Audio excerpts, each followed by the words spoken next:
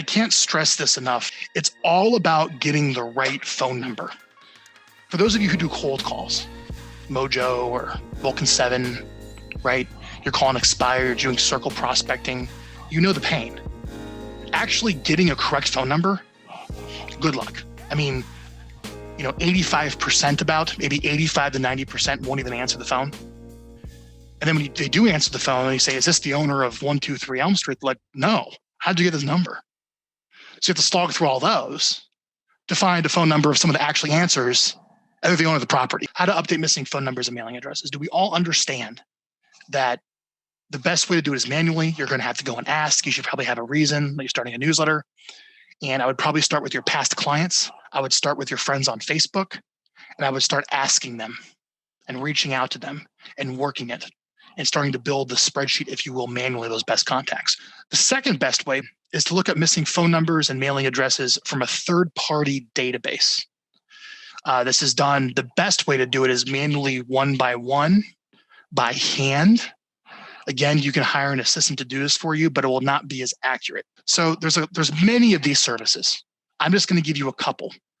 But the easiest way to think about these phone number and contact search services is you have regulated databases and non-regulated databases. Using regulated databases in a legal way, I'm not sure, but it probably is on the borderline of criminal. You're running credit reports on people, essentially. So you have to be very careful if you use a regulated database under permissible use guidelines.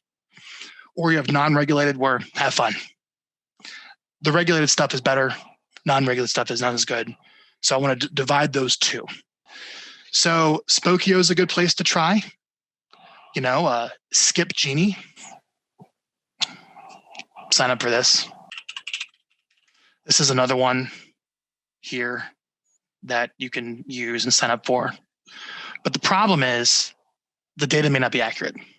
Got it? And if I'm not talking to you, and I just put a phone number in there, or I just put a mailing address, and I spend money on the mail, it may never even reach the intended person.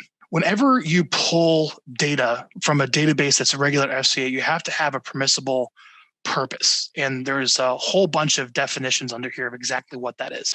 There is one company that will sell you this level of information as a real estate investor, not as an agent, and it's microbuilt, and the data is the bee's knees. It's called Enhanced People Search.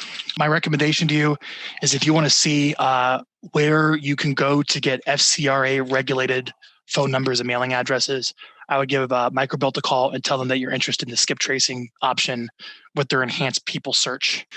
The third option is like the easiest, and I save it for last, but it's also generally the least accurate.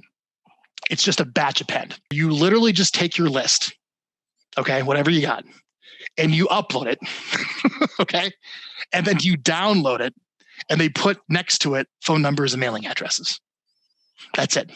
Whenever you append phone numbers or you add a phone number, I recommend you should call every number that comes back from your results just to make sure that it rings, and maybe call and introduce yourself.